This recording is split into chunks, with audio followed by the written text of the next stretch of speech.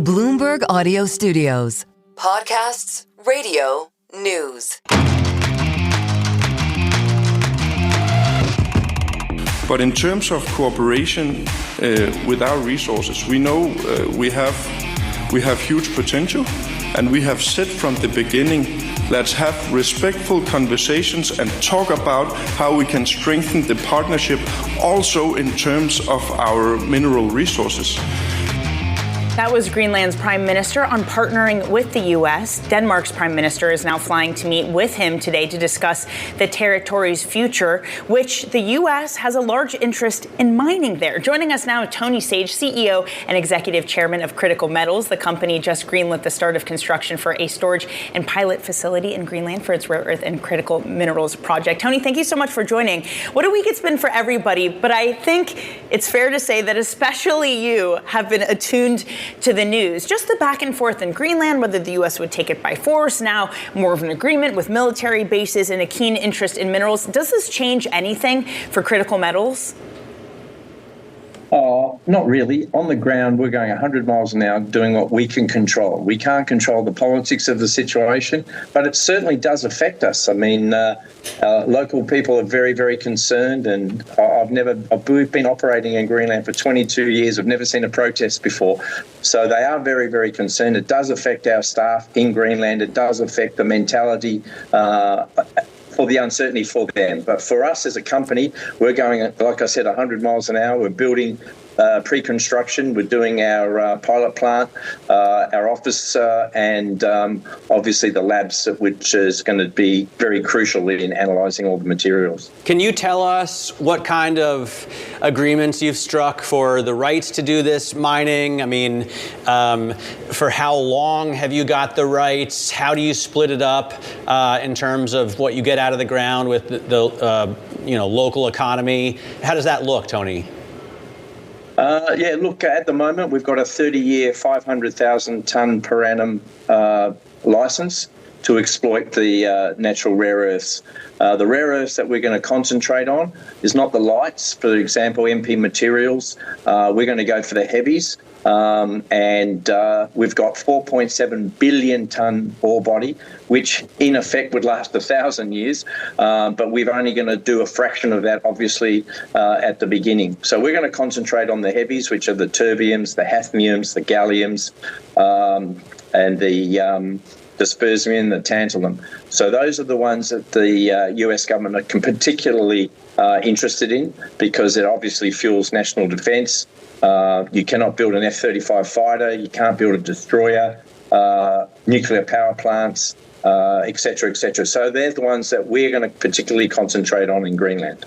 Tony, this has been an American government that's increasingly getting involved in corporate America, in corporations, especially when it comes to metals and taking stakes. For your more recent projects, have you had conversations with this government about doing just that? Any financial commitments that they're hoping to achieve? Yeah, look, we've had a very, very good discussion with Exim Bank.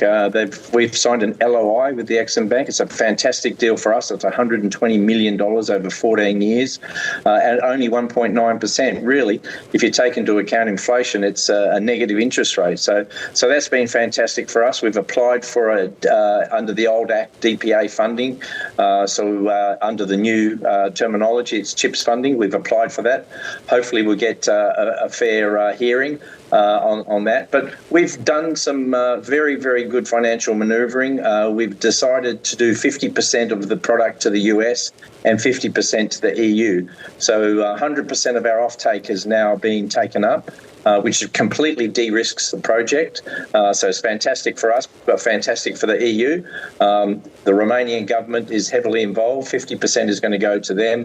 And we've signed deals with Ucore in the States, Realloys. And we followed MP Materials to Saudi. They've signed a deal with Trump and MBS a few months ago. We followed that lead, and we're building a processing plant in Saudi. But all of the product from the Saudi processing plant will go to the US. So I was just going to ask where these minerals that you mine are going to be refined. Are you saying that half will be refined in the U.S., or sort of at the behest of U.S. companies? Because the refining question is one that sticks in my mind. It's a really difficult process, so I hear, to refine these things. Maybe dirty and dangerous. Yeah, it's very, very difficult. So who does the refining of the stuff that you get? Okay, so we partnered with the Romanian government, with their nuclear department. They've reprocessing nuclear rods already in the plant. We're going to build our plant next door. The technology is there for us to do that. We're using the same technology in Saudi Arabia, so that will be set. The 25% of the product that's coming directly to the United States, we're using the UCOR technology. They've got a plant in Louisiana, and we're using the realloys technology, which is based in Ohio. So that's 25% pure product going to the US, for US, but the Saudi 25% we're going to refine there is going to go to the US, the end product, which are the terbiums, the hafniums, the niobiums, the galliums, etc. And Tony, just to kind of reiterate what we've been saying this whole time, and you've been saying that these minerals are highly important to the U.S., and Trump has emphasized that with not just Arctic security as being part of the framework he says exists for a Greenland deal, but also mineral rights included in that framework. Tony, can you give us kind of the sober view of what wealth there is in Greenland when it comes to minerals, but not just that, but how difficult it is to get it out of the ground? Look, in a lot of areas of Greenland, as President Trump said, is under ice, under a lot of ice. We're very lucky with our deposit. We're in the southern part of Greenland.